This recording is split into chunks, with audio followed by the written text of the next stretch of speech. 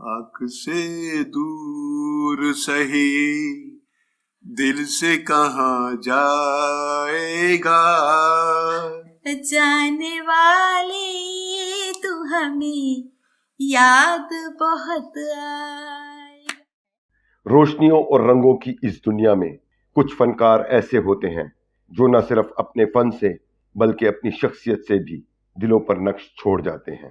انہی عظیم فنکاروں میں ایک نام ہے عشرت عباس کا، جو 20 دسمبر 1948 کو پشاور کے علاقے چمکنی میں پیدا ہوئے۔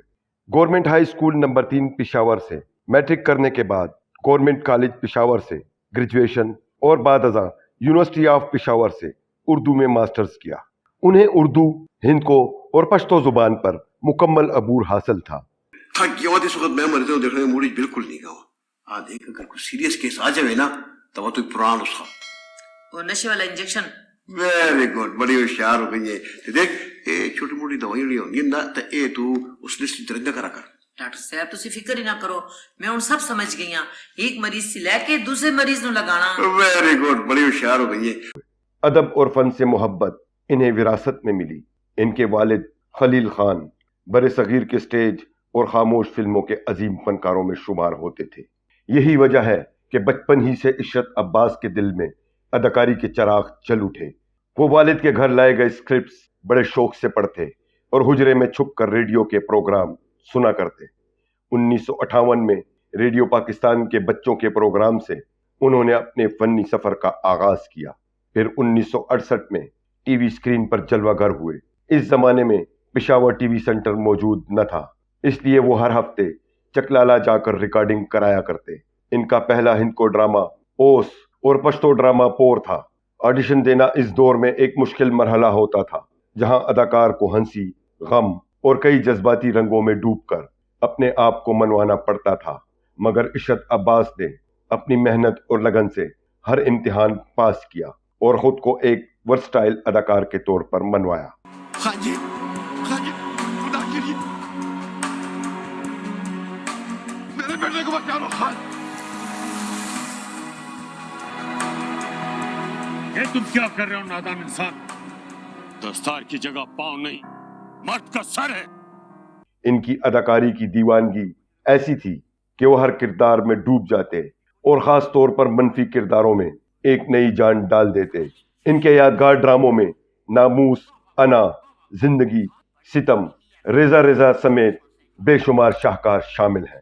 عشرت عباس کو ان کی قدرتی ڈائیلاگ ڈیلیوری اور اسلوب نے ایک منفرد پہچان بخشی۔ وہ صرف ایک فنکار نہیں بلکہ ایک شفیق انسان بھی تھے۔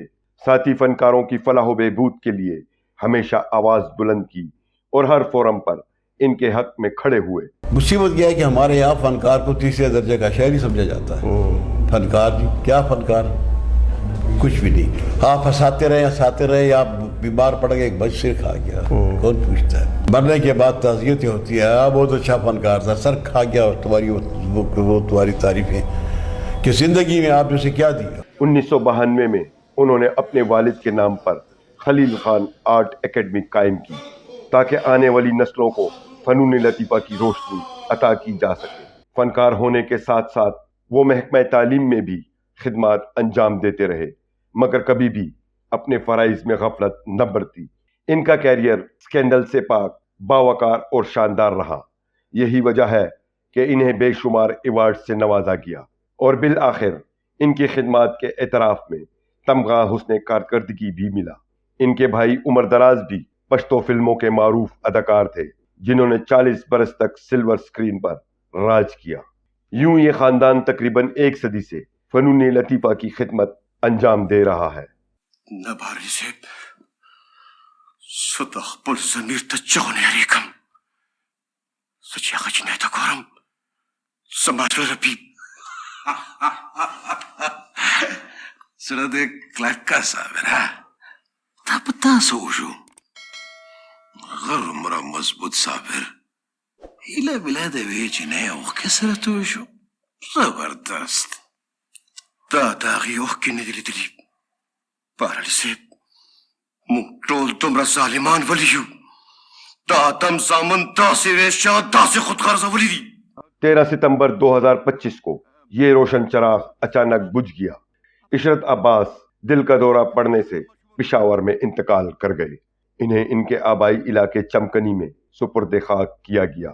پس پشت ایک بیوہ، 3 بیٹیاں، 4 بیٹے اور لاکھوں چاہنے والے سوگوار چھوڑ گئے۔ عشرت عباس نہ صرف ایک فنکار کا نام ہے بلکہ ایک عہد کا حوالہ ہے۔ ان کی فنکارانہ عظمت، محبت بھرا دل اور انسان دوستی ہمیشہ یاد رکھی جائے گی۔ اگر آپ کو ہماری یہ ویڈیو پسند آتی ہے تو اسے لائک اور شیئر کریں، اور یادگار شخصیات پر مبنی ویڈیوز دیکھنے کے لیے ہمارے چینل کو سبسکرائب کرنا نہ بھولیں۔ شکریہ۔ دیا تو سردی تبدی طرح دیا جس وقت تبدی موجودگی کا بسانے لگتا ہے شاہ مجھے دیے